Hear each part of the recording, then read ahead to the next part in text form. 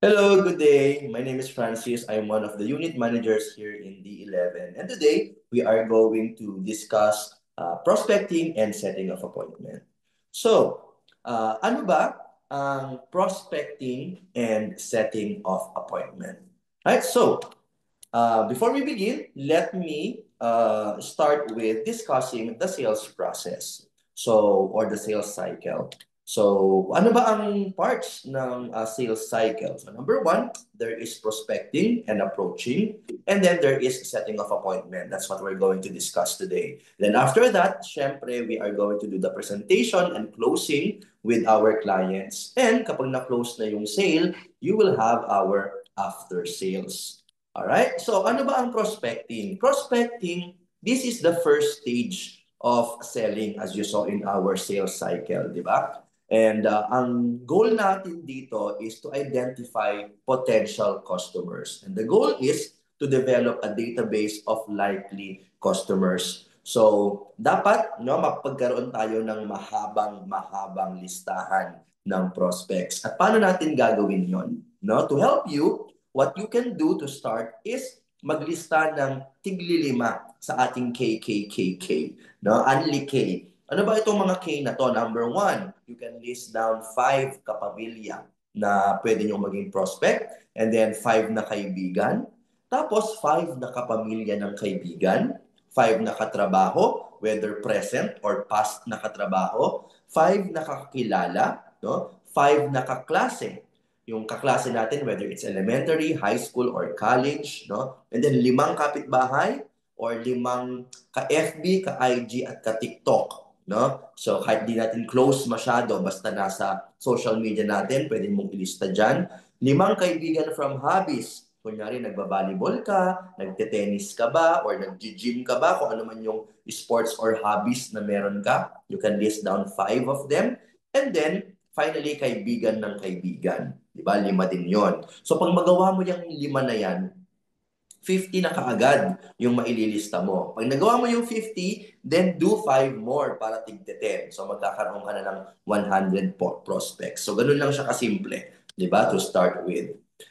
So bakit ba kailangan natin magkaroon ng maraming prospects? Kasi guys, ang prospect list natin ay ang lifeblood ng ating business. Ano ibig sabihin nun? Based po kasi sa daily success formula at ang average performance ng isang average agent, ganito po kasi siya, no? Kapag meron ka daw 15 na prospects, out of that 15, 5 yung masasetan mo ng appointment, no? Pero yung 5 na yan, most of the time, hindi naman yan lahat natutuloy. 3 lang yung natutuloy sa presentation. And out of that 3 presentations, you will have 1 sale. So, anong ibig sabihin? Diba? So, the more prospects you have, the more sales you will have.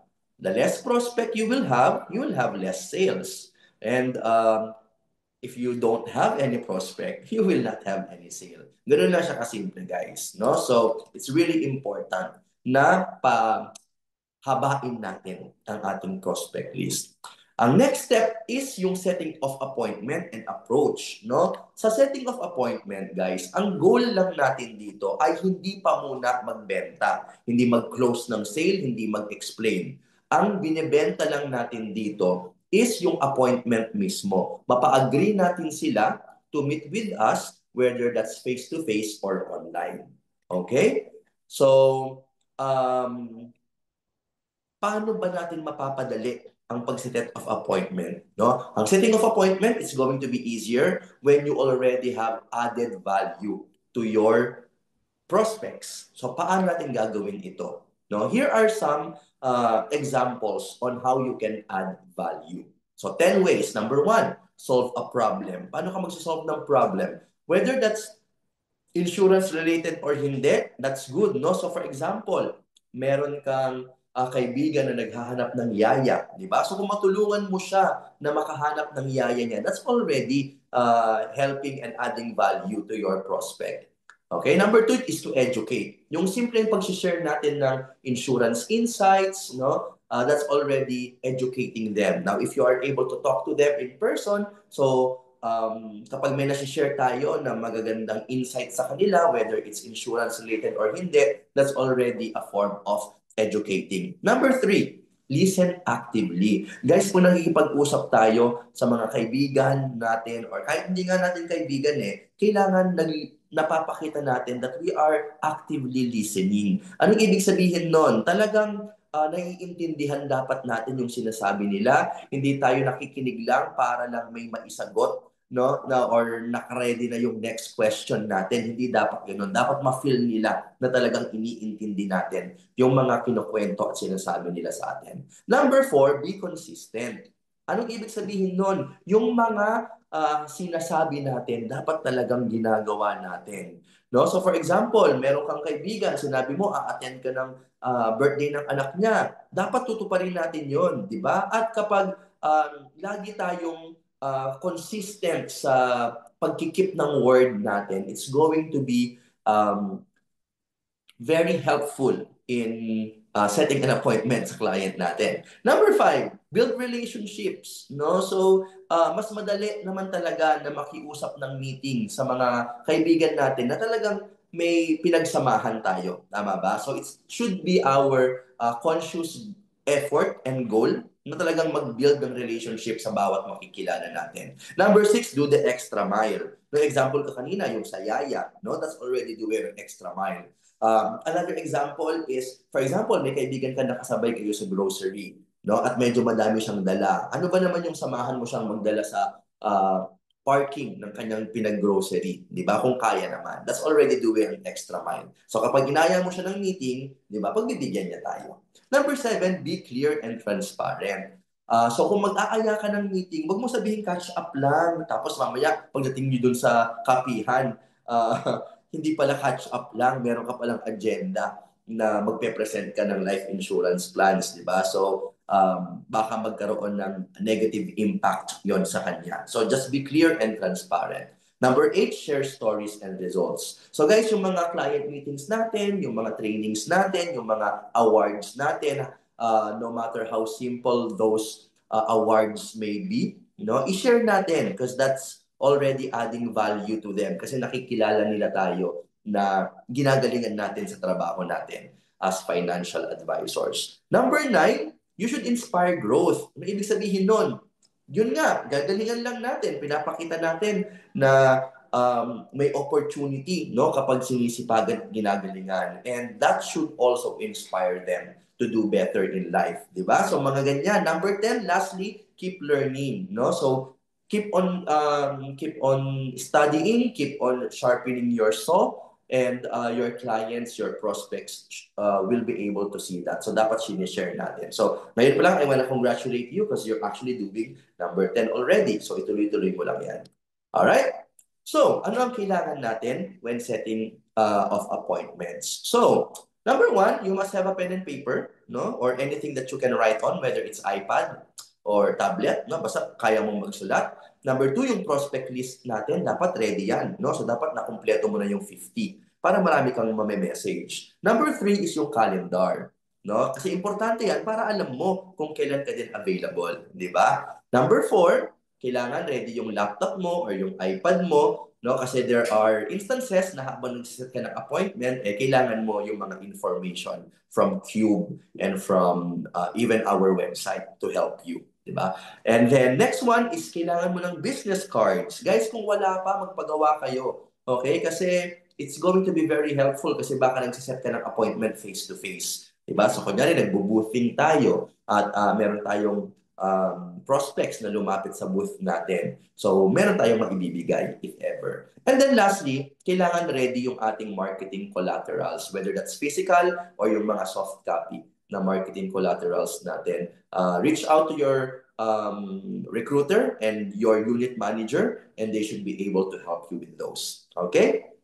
Ayan. And then, ito yung mga skills na pwede natin gamitin in setting of appointment. Guys, hindi na natin ito babasahin isa-isa. Okay? You can simply screenshot this, and magagamit nyo na ito sa inyong mga spills. Alright? So, this one, ito ang gagamitin nating spill kapag Ang goal natin ay makapag-set ng appointment sa kaibigan natin na nagwo-work sa isang company or sa organization or baka siya ay nasa HR or kahit hindi siya nasa HR, no? Baka pwede natin siyang pakiusapan na tulungan tayo to have a foot in the door sa kanilang kumpanya na pinagtatrabahuhan. Alright? So this is the spiel for that. Ito naman, is a general message for anyone, really. So that may be your Facebook friend, Instagram friend, friend ng friend, di ba? So ito yung pwede natin gamitin sa kanila. Alright? This one naman is for specifically for our prospects na alam nating nagtatrabaho na, whether they may be Gen Z or millennials, di ba? So napakagandang spill po nito. Right? You can use this. Next one naman is for specifically sa mga kakilala natin na kasal. Okay? Whether bagong kasal yan or lumang kasal yan, medyo matagal na sila, you can use this. Kasi this is a spiel that is really good in setting an appointment para matulungan natin yung mga pamilyado na. Okay? Next one, ito naman ay para sa mga may anak na. Okay? Whether it's single parent or couples, actually kahit nga sa mga tito or tita na alam natin na may pinag-aaral na pamangkin, we can use this. Siyempre, i-edit na lang natin ng content. Okay? This one naman is para sa mga nagpaplano na for their retirement. Siyempre, hindi naman natin alam kung nagpaplano sila for retirement or hindi, di ba? So you can send this to anyone na tingin natin ay ready natin kausapin about planning for retirement. Sino ba yung mga yon? Yan yung mga nagtatrabaho na, yung mga 30s and up na, 40s, 50s, definitely. Kasi syempre sila yung mga pa-retire na. Okay, kailan ba nagre-retire? 60, 65. So dapat ba yung mga 50s lang yung kakausapin? Hindi. No? Pwede natin kausapin about retirement as early as possible. Okay? Next one, ito naman ang spiel na gagamitin natin for those na ni-refer sa atin. 'Di ba? So may mga baka may mga client na tayo na nahingan natin ng referral o kaya naman may mga kaibigan na tayo na sabi nila, kausapin mo tong tita ko, kausapin mo tong nanay ko, yung kapatid ko, kaibigan ko. I think pwede mo siyang kausapin about starting a life insurance plan and investment plan. So ito yung spiel na gagamitin natin sa kanila. Alright? Ito naman, guys, is yung spiel na gagamitin natin kapag on the phone, no, ang ating pagseset ng appointment. Alright? As you can see and you will notice here, important na nagbibigay tayo ng options sa kanila. Okay? Yan, nakalagay dyan sa dulo, di ba? If you like to meet, if you'd like, or I'd like to meet you over coffee pala, is it Saturday 2 p.m. or 5 p.m.? Diba? So, ganyan. Alright, so like I said, no, in setting an appointment, kailangan mabanggit natin when and where. Okay, so example dito, are you available ng 5 p.m. on Saturday, July 26 or 5 p.m. on Monday, July 28 sa Starbucks Makati. Ganyan. So kaya kailangan natin yung calendar, guys, in setting an appointment kasi kailangan dapat alam din natin kung kailan tayo available. Tayo na yung magsasabi ng options nila. Kasi kung hindi naman sila available on those two options na binigay natin, sila naman ang magsasabi na, hindi ako pwede ng Saturday or Monday, pwede bang Sunday na lang? Siyempre, check mo sa calendar mo kung available ka nun. Diba? Kapag nakapag-set na siya ng appointment or nakapagsabi na siya, you always have to confirm. Paano yon? No? So, kunyari nagsabi na siya ng date, syempre sabihin mo, sige, thank you ha for setting that appointment. I'll see you on Monday, July 28, 5 p.m. at Starbucks Makati. Or kung via Zoom yung meeting, online lang, via Zoom, here's the link. Okay? Importante din that you will put it in your calendar and set up reminders for you para naman hindi nyo makalimutan. Kasi pag nakalimutan nyo yon, naku guys, baka hindi na siya magpaset ng appointment ulit. Okay? So, very important. Ayan. So, in setting an appointment, always have the power. Okay? Kailangan ikaw ang magbibigay ng appointment. And you don't have to worry, guys. Mas na-appreciate ng client kapag very direct tayo. sa pag-set ng appointment. Kasi mahirap din yung tatanungin natin na, kailan ka ba available? Yung client, iisipin niya yung kalendaryo niya ng buong taon, infinitely. No? So, mahihirapan pa kayo mag-set ng appointment. Like I said nga kanina, kung hindi naman siya available dun sa dalawang schedule na binigay nyo, magsasabi naman yan siya. Okay? Ayan, so that's it for setting of appointment, no, and prospecting. If you have any questions, feel free to look for me and message me, and I will be glad to help you. All right, thank you so much, guys. See you. Bye.